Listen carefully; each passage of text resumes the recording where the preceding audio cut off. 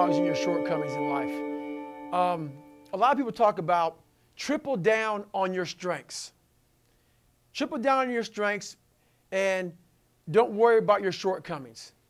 That's a whole new thing I'm hearing right now. Maybe it's not new, but it's new to me because I'm not out there really listening to all this stuff. That's the quickest way to never grow. To never grow. If you sit there and have that mentality of triple down on what you're good at, you're never going to grow. You're always going to stay the same. Either you're getting better or you're getting worse.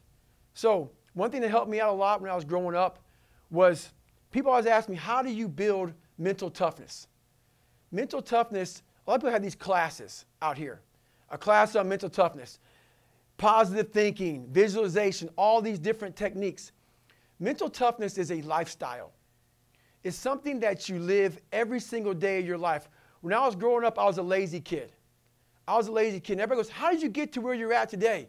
How did you get to where you're running 200 miles at one time in 39 hours, being so disciplined?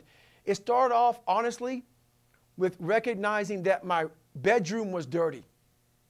My bed wasn't made. I lived a sloppy life. So I took very small increments in my life. I started making my bed. I started cleaning my room. There were dishes in the sink. It started off with doing small house chores. I saw that the yard needed to be mowed. So instead of being told it needed to be mowed, I would mow it. I started doing things, coming outside of my lazy ways to become better. And through a period of time, your brain doesn't like it, but it starts to realize this is a new way of thinking. We are now doing things that we are uncomfortable doing. We are doing things that we don't want to do. So the brain starts to slowly grow. And let's say you don't like to get up early in the morning time to go run. I hated it. I still hate it. You do that. You live uncomfortable to gain growth. You have to have friction in your life to gain growth. And the only way to do that is to make yourself uncomfortable and get to the point where instead of running from the things you don't want to do, you actually face them and start to gain more and more growth in your life. So that's how I approach all those things. Self-talk, for me, has been the biggest thing in my life. A lot of us have a dialogue that is crap. It's a crappy dialogue.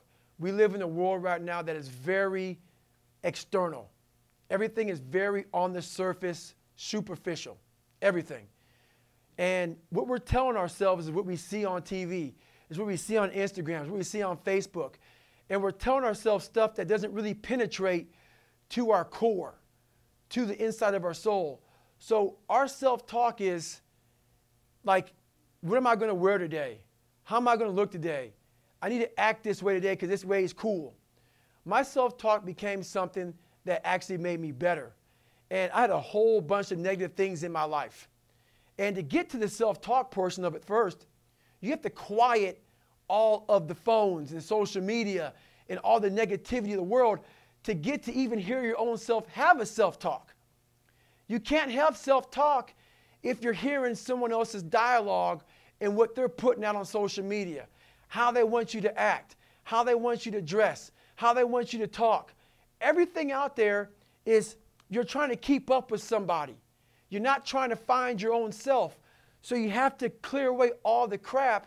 And how you clear away the crap to even get to your self-talk is you have to get all of the noise of all the crap of the world out of your head. So I call it going to a dark place. You have to get the noise out, quiet your mind down, get all the static out before you can even have a real conversation with yourself. And in that self-talk, a lot of times it's very negative because of all the stuff we see on TV, all the stuff we see on social media. You have to create a positive dialogue. There's something I do that I have a demonstration.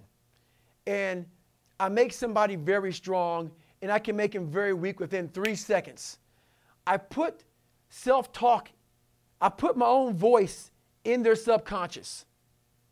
And I do something to them that makes them very weak. And they wonder, how in the world do you do this? I do it because I'm putting my own dialogue in your head. I'm telling a person that you're insecure. I'm telling a person that you're weak.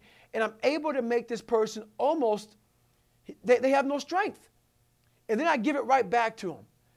And all day long, we are feeding ourselves the wrong self-talk. It's negative self-talk. So all day long, I'm putting the positive self-talk in my subconscious.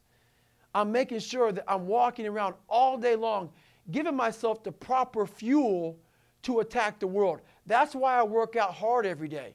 I work out hard every day because I know the first thing in the morning what I do is I clean my room, I clean my house, I go for a run, I work out. I want to win the war in the morning. Because the second I leave my house, the second you look at your phone, the second you turn the TV on, you're in a battle. All this negativity is coming at you. But if you're able to fuel yourself in the morning, win the war in the morning so you have the strength to face what you're going to face in the world. The world's going to come at you with lefts and rights. You have to have the right kind of mentality. And that starts by not hitting the snooze button. It starts by waking up. No, you don't want to do it, but that gives you the strength because you did it. If you do it, if you do something you don't want to do every morning, you're already giving yourself the proper self-talk. You're already giving yourself the proper dialogue to attack the people that don't like you, to attack your insecurities, to attack what the world's going to give you. So self-talk comes from belief in yourself. If you're giving yourself self-talk, positive self-talk, but you don't believe it, it's not going to come true. You have to put the work behind what you're saying and believe what you're saying to yourself for that self-talk to become a reality in your subconscious. So no matter what anybody says to you, no matter what you hear, you know the truth. And you're living through the truth, and no one can penetrate that. No one. So one thing I developed in my life going through hard times is a cookie jar. The cookie jar is all of us have a story. We've all overcome so many things in our lives, but we forget them. And a lot of times we don't spend enough time like reflecting back in our lives, realizing how great we truly are. We go through something, we put it back, and we go on. And life is going to always challenge us, always challenge us. And during that challenging moment, we panic. We forget who we truly are.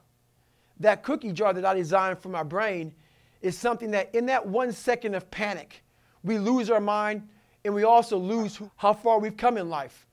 You take that 1 second, go through your cookie jar, grab something in your mind, look at it, read it, open it up. Oh, I was in 3 hell weeks.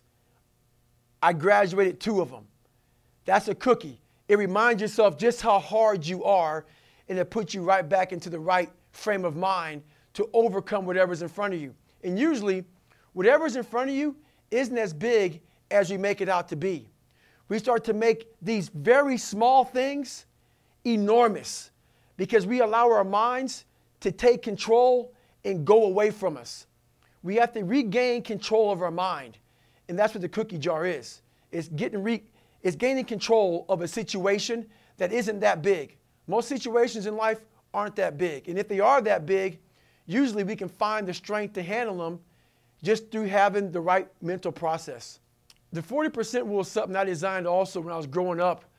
I realized when I was 300 or almost 300 pounds and I lost all the weight to become a Navy SEAL, I realized that I could have lived the rest of my life being a 300-pound person, never knowing what was truly inside of me. I could have been happy with that person.